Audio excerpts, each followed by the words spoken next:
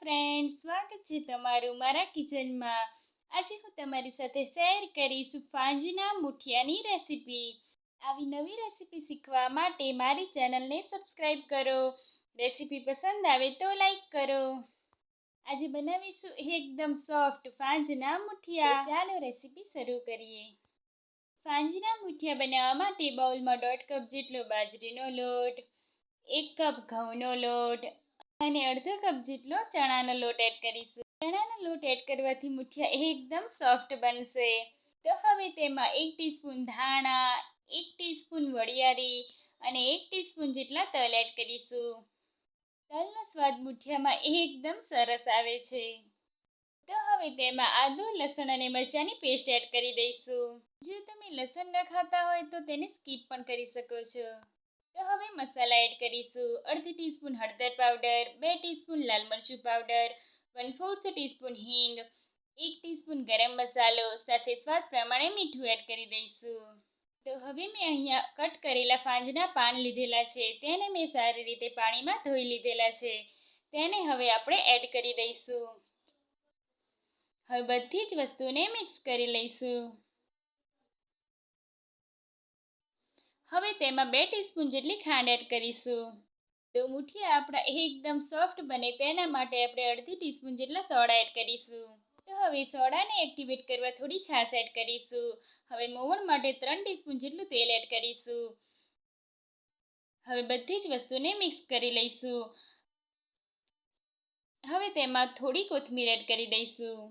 તો હવે 1 કપ જેટલી ખાટી છાશ લીધેલી છે તેને એડ કરતા જઈને આ રીતનો લોટ બાંધી લઈશું. તો લોટને આપણે 15 મિનિટ સુધી રેસ્ટ આપીશું. તો હવે લોટમાંથી થોડો ભાગ લઈને આ રીતનું ગોળ લુવું બનાવી લઈશું. તો હવે આ લુવાને આપણે પાટલી ઉપર રાખી દઈશું અને રોલ શેપ વાળી લઈશું. આ રીતે આપણે મુઠિયાનો શેપ આપી દઈશું. તો હવે મુઠિયાને સ્ટીમ કરવા માટે પ્લેટ લઈ લઈશું. હવે પ્લેટમાં આપણે મુઠિયા ગોઠવી દઈશું. આ રીતે આપણે મુઠિયા ગોઠવી દઈશું.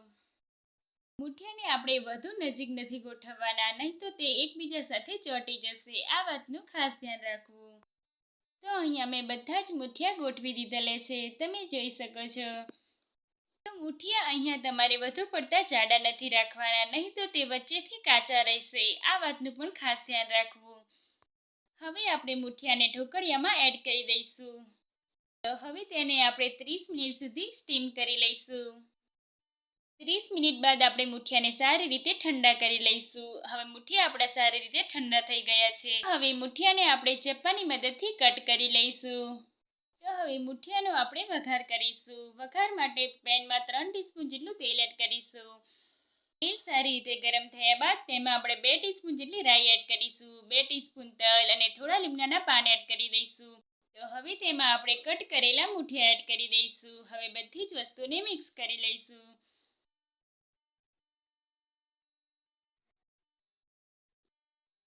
તો હવે મુઠિયાને કોથમીરથી ગાર્નિશ કરી લઈશું.